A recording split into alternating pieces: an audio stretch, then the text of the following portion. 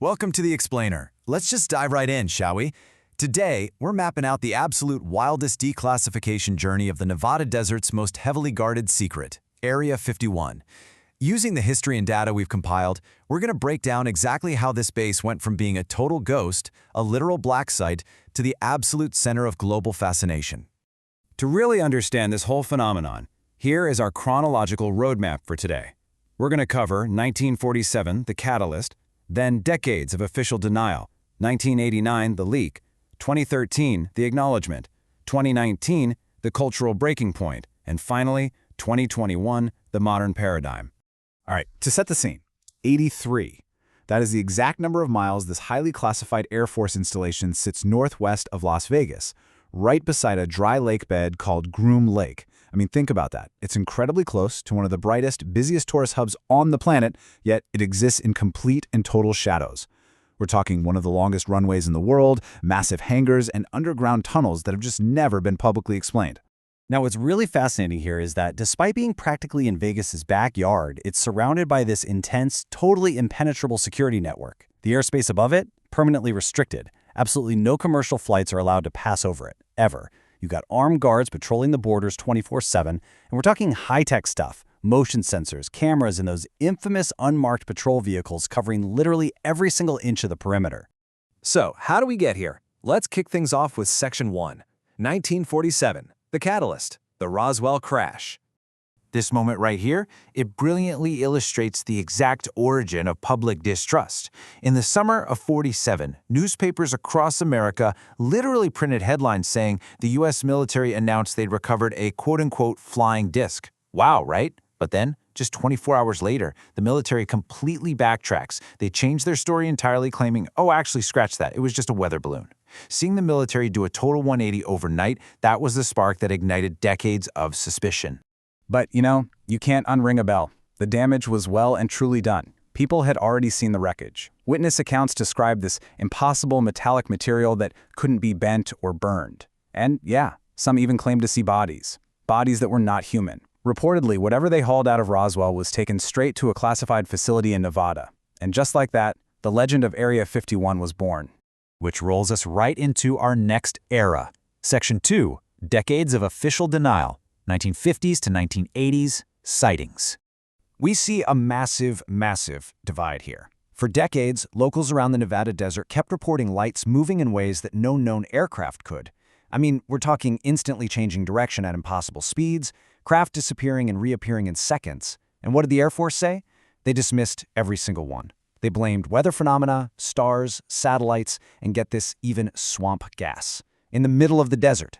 The absolute crucial takeaway here is that these weren't just random folks. These were highly credible witnesses, military pilots, veterans, scientists, all seeing things that defied human tech.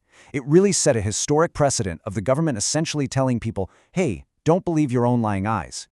That simmering tension brings us to 1989, when the whole narrative experienced a massive earthquake. Section 3, 1989, the leak, the Bob Lazar claims. A guy named Bob Lazar steps forward and totally shocks the world. He goes public, claiming he was hired by the government to work at a hyper-secret facility just south of Area 51 called S4. He said, on the record, that the government had 9 extraterrestrial spacecraft, and his literal job was to reverse engineer their alien propulsion systems.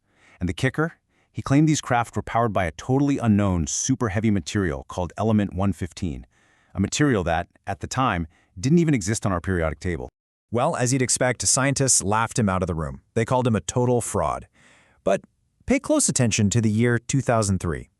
Because in 2003, element 115 was officially discovered by scientists and added to the periodic table as moscovium. Lazar described this stuff 14 years before it was proven to exist. And suddenly, people kind of stopped laughing, and the scrutiny on Area 51 went through the roof. So, mapping this out, the progression is incredibly clear. We jump from Roswell rumors in '47 to a massive whistleblower leak in '89, which eventually forces the government's hand, leading up to 2013. Which is a huge milestone for us. Section 4, 2013. The acknowledgement, the CIA admits it. After decades of flat-out denying the place even existed, the CIA finally threw in the towel and officially acknowledged Area 51.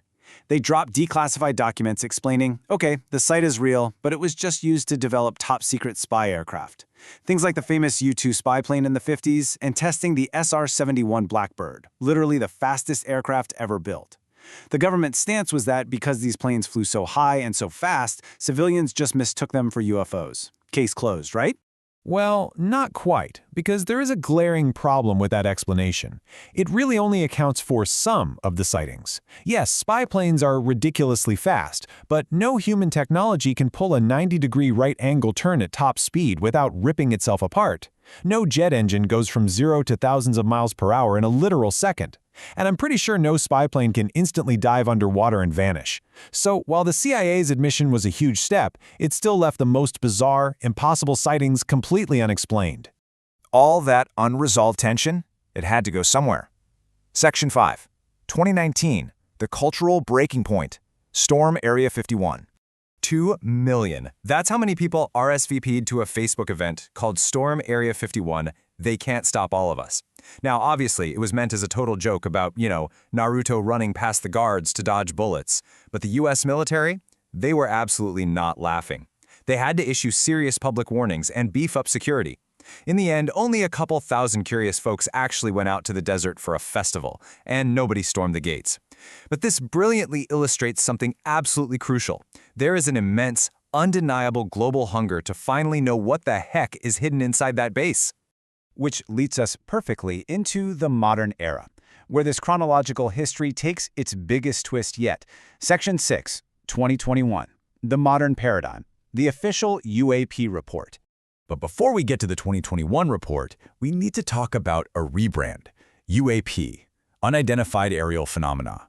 This is the new, official term that has completely replaced UFO in all government documentation.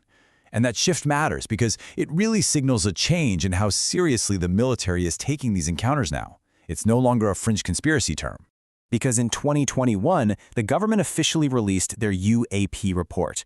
And for the very first time in American history, the government confirmed on the record that military pilots have encountered objects they genuinely, completely cannot explain. They literally admitted, something is flying around up there and we don't know what it is. Or, maybe they do know, and those answers are sitting out in the Nevada desert. Today, researchers and investigators generally agree the base is still highly active.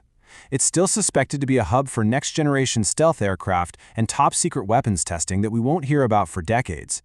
But crucially, a lot of people believe it remains ground zero for researching recovered UAPs. So looking back at our timeline from 1947 to today, that is over 70 years. 7 decades of intense secrets, 70 years of official denial, and 70 years of unexplained, impossible lights dancing in the Nevada sky that still nobody has fully accounted for. And that leaves us with one incredibly provocative thought to wrap up our explainer today. We've gone all the way from flimsy weather balloon excuses in 47 to the government formally admitting they are actively tracking advanced phenomena they can't identify. So, knowing everything we know now, what exactly do you think is still classified and locked tightly behind those Area 51 gates today? Thank you so much for joining me for this explainer. Keep asking those big questions, and I'll catch you on the next one.